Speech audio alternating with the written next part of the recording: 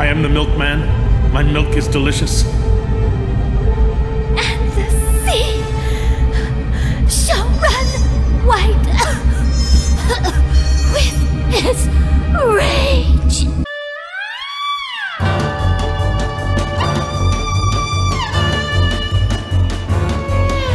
With Psychonauts 2 coming out this week, a full 16 years after the original, I thought it would be fun to take a look back and see what made the first game so good, and why it's so exciting that we're finally getting another. A lot of you may not have been around to enjoy the first one if my YouTube analytics are to be trusted. It's been a long time since its release, and you could be forgiven for never having even heard about it. I think this retrospective may benefit from a little backstory, so let's talk about its development and creator real quick. Psychonauts was the first venture by Double Fine Studios, founded by legendary game director Tim Schafer. And as a quick note, a lot of this info comes from this very old interview about Psychonauts, and it is so incredibly awkward. Do you feel like you have an audience? Yeah, what, an audience with this? I am very uncomfortable with the energy that we've created in the studio today. Schafer had been involved in a handful of narrative-heavy titles from LucasArts in the early 90s adventure game craze, including The Secret of Monkey Island, Grim Fandango, and Full Throttle. During the production of Full Throttle, Schafer wanted to include a peyote-fueled dream sequence with the main character. LucasArts thought that would be a little too edgy in a game about bikers murdering each other with chainsaws. The 90s were just a different time. This event, along with a crazy man who would hang out outside the studio he worked in, would serve to plant the first seeds of Psychonauts in Schafer's brain. At the turn of the century, LucasArts began shifting its attention away from adventure games due to their declining popularity and more towards its Star Wars titles. That is until Disney bought out the whole Star Wars universe and gave all those rights to EA. But that's a story for a different time. Schafer, presumably feeling left behind by this switch, went to form Double Fine in 2000. They would eventually release Psychonauts in 2005.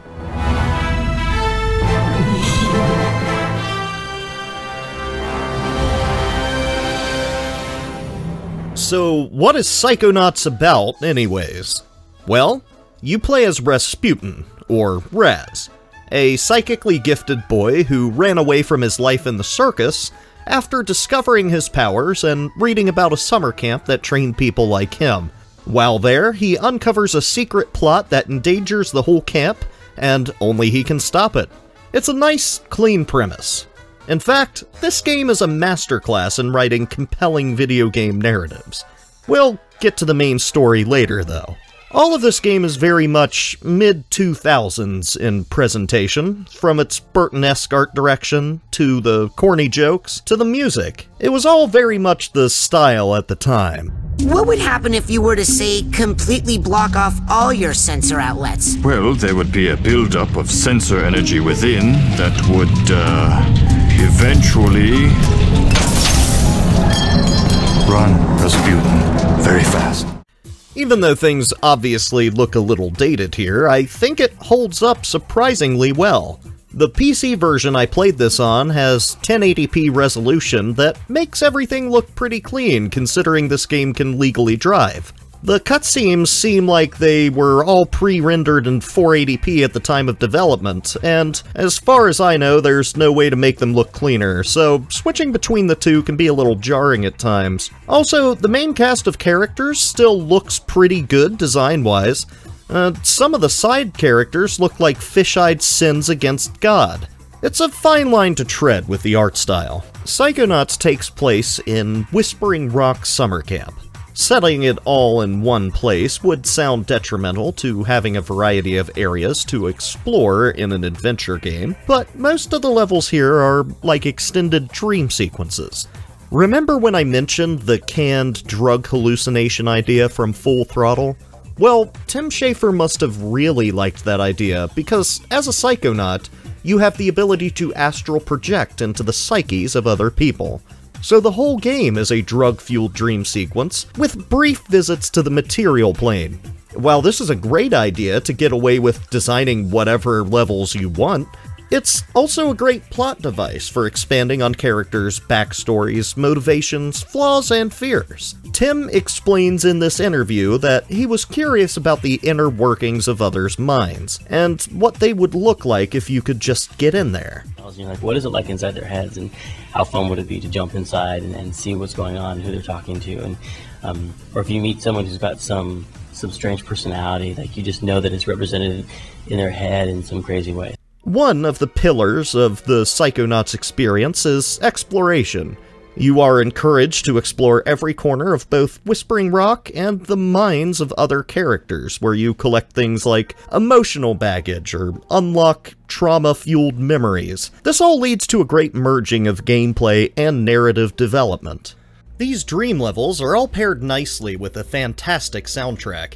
It's all orchestral compositions, and while every movie did that back in the early 2000s, I don't remember a lot of game studios using the same kind of soundtrack back then.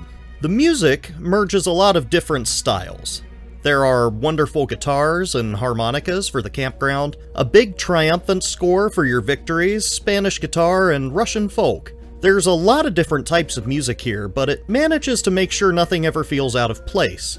This is all also carried by fantastic voice acting all around. Every character, even barely acknowledged side characters, all have unique voices, and while you may not remember their names, you will remember their voices. What they're going to find, what they don't expect, is Raz, the Psychonaut. And then you'll make their heads explode? No. Do you do that? No. Well, once kinda. I particularly like this Russian kid with the giant hat. He's always going on about wrestling bears. In Russia, bears much smaller, also more hair, less lurking, always eager to wrestle. Crazy kid. I'm now going to talk about the story, so if spoilers are an issue for you for a 16-year-old game, you might want to hop off now. Raz infiltrates a summer camp for psychics, but since he didn't get a permission slip, he's being sent home tomorrow. So he's trying to learn everything he can in as short amount of time as he can. You start by going to Coach Oleander's basic braining, where the first thing he does is explode a child. The humor here is kinda dark. After finishing ahead of any other students, Raz finds the final room empty and stumbles into somewhere he wasn't supposed to be. Something hidden behind a curtain in a white hallway, before the coach pulls him out. Afterwards, Raz is invited to advanced training from Sasha and has to go into his own mind to face his inner demons. Something isn't quite right, though. There are weird interferences and terrifying visions of a doctor removing campers' brains. You are pulled out a few times to go through training with Sasha and Mia, respectively. After finding that kids are actually having their brains removed in non-dream world, Raz goes to stop the mysterious doctor in his head. Raz eventually finds that Oleander has been employing the doctor and a giant fish to steal psychic kids' brains to power battle tanks. I'll let you process that one for a second. Raz is pulled from this vision by Sasha as something serious seems to be happening. He then leaves before you can tell him that the coach is behind whatever's going on. That night you begin... what is that? Oh my god, the Russian kid was right about the bears are real! Oh my god! That night you travel to their secret base, which is an abandoned insane asylum where the last half of the game takes place. After accessing the upper levels of the asylum, Raz rescues everyone's brains and then confronts Oleander. Through a complicated set of circumstances, both Oleander's and Raz's minds end up inside the same tank, merging their consciousnesses. Yeah, something like that. Raz then has to defeat both of their daddy issues to save the day. He is then accepted into the Psychonauts and leaves for more grand adventures that wouldn't end up happening until 16 years later.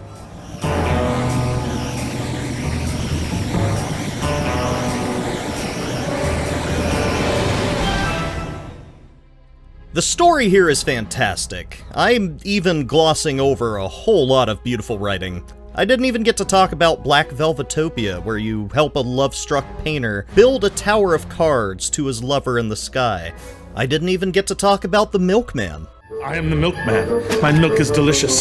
Special delivery today.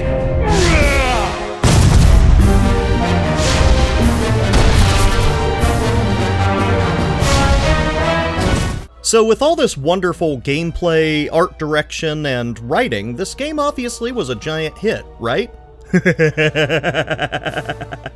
It only sold 100,000 copies on release. It was largely considered a commercial flop and is only managing to get a sequel now because of a large, vocal cult following that considers it to be one of the best games of all time. And I kinda think they're right. Psychonauts 2 has a lot of expectations to live up to, but no matter how good the sequel ends up, the first Psychonauts will always stand as one of the greatest triumphs of art and passion in gaming history. 10 out of 10. It's still a masterpiece. So that's it for today. I'd like to thank everybody for watching, and like, comment, and subscribe if you liked what you saw. We're gonna be covering Psychonauts 2 next time, because it comes out in like 2 days. I was running a little late making this video, so I hope it doesn't get buried in the algorithm. Anyways, I will see you next time. Bye-bye.